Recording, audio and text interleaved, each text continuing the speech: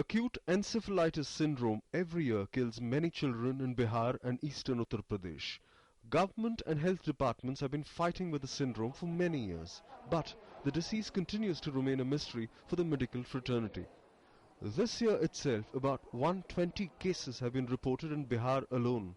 Union Health Minister Dr. Harshvardhan on Sunday visited Muzaffarpur, the most affected district of Bihar.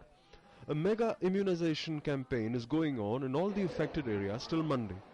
Expressing concern, Dr. Harshvardhan said that the government will seek help from the Atlanta-based Institute Centers of Disease Control to find out the cure of the syndrome. इन बच्चों की बीमारी और मृत्यु के कारण के संदर्भ में जो सबसे बड़ी आवश्यकता है वो गंभीर, organised, coordinated, well thought after और वेल प्लान्ड रिसर्च की है। इसलिए मुजफ्फरपुर में और भागलपुर में हमने डेडिकेटेड रिसर्च एक्टिविटी के लिए केंद्र की तरफ से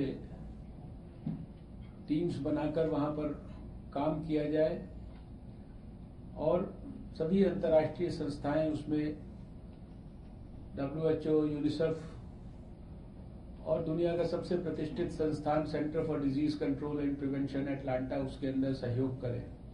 मुजफ्फरपुर के अस्पताल के लिए एक 100 बेडेड पीडियाट्रिक ICU, क्योंकि जो समझ में आया कि वहां पर उस अस्पताल पर मैक्सिमम लोड है इन बच्चों का।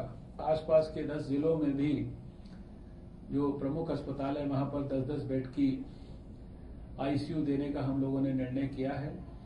Apart from the two-day immunization drive, the visit of the health minister has assured more virology centers to the people living in the region. Dr. Harshvardhan has promised to set up 5 virology centers to ensure timely detection of the disease. He also promised to convert the existing Muzaffarpur Medical College into a state-of-the-art super speciality medical facility. Japanese encephalitis के खिलाफ vaccination उन बच्चों का विशेषकर जो छूट गए हों, उन सब प्रभावित जिलों में जहां कभी भी जापानीज एनकेफेलाइटिस या एक्यूट एनकेफेलाइटिस सिंड्रोम उससे जुड़े हुए सभी जो भी प्रभावित जिले हैं, उन सब में हर बच्चे को हर कीमत पर ये दवा तो 22 और 23 तारीख को वैक्सीनेशन होना ही चाहिए। इसके कारण के संदर्भ में और गहराई से रिसर्च की आवश्यकता है और मैंने ये कहा है कि इस कारण को सही मायने में एस्टैब्लिश करना, इन बच्चों को तुरंत जिसे कहते हैं early diagnosis, early transportation to the health facility, early treatment. A high death rate of around 26% has made the acute encephalitis syndrome alarming. What makes it worse is that the reasons behind the syndrome are yet unknown. While cure for it needs to be found permanently, experts suggest that preventing malnutrition among children and maintaining good hygiene can certainly help in fighting the disease.